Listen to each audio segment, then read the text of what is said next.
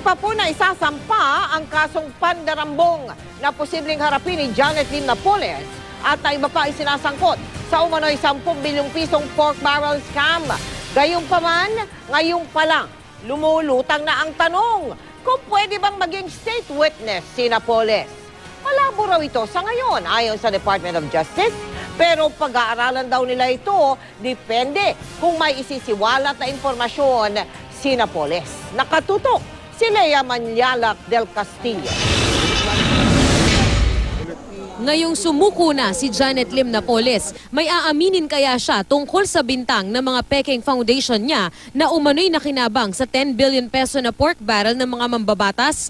May mga idadawit kaya siyang mga personalidad kung sakali? Hinimok siya ng Pangulo na isiwalat niya lahat ng kanyang nalalaman, sabihin niya ang lahat. Ilang beses nang itinanggi ni Napoles ang mga bintang laban sa kanya. Pero kung sakasakalit magbago ang ihip ng hangin, ang susunod na tanong, pwede ba siyang maging state witness? Sabi ni Justice Secretary Laila De Lima, sa ngayon, malabong mangyari ito.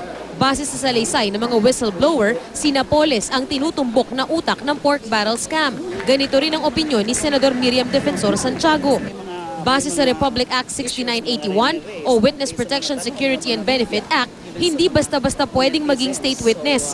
Dapat kailangan talaga sa kaso ang salaysay at wala ng ibang testigo o ebidensya ang makakapagsabi nito. Dapat din swak sa testimonya ng ibang testigo at ebidensya ang salaysay ng state witness. Pinakamaliit lang din dapat ang partisipasyon sa krimen ng state witness. Right now, she appears to be one of the most guilty dahil siya yung nasa gitna ng scheme na to as narrated by the whistleblowers.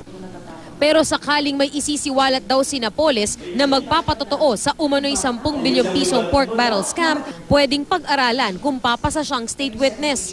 Depende depende kung ano ang ikikwento niya. Depende kung ano yung mga sasabihin niya, ang alam niya. Or iba rin kasi yung marami siyang alam o may alam siya, pero baka naman hindi lahat pwede niyang sabihin. And it will not necessarily make her less guilty, ma'am. Anyway, if she talks. Exactly. Kaya hindi madali. While we cannot rule out totally or discount the possibility of having her as a state witness, hindi yun ganon kadali.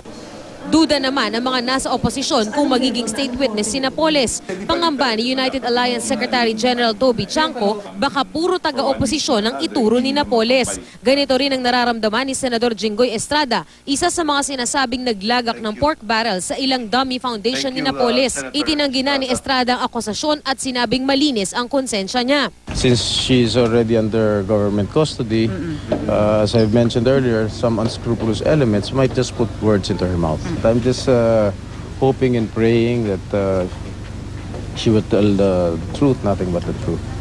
Because if she will tell the truth, I have nothing to hide. Sabi ng Kabataan Party List, hindi katanggap-tanggap na maging state witness pa si Napoles. No one would be in favor of Napoles being a state witness. Ibig sabihin nun, tatanggalin mo na yung culpability.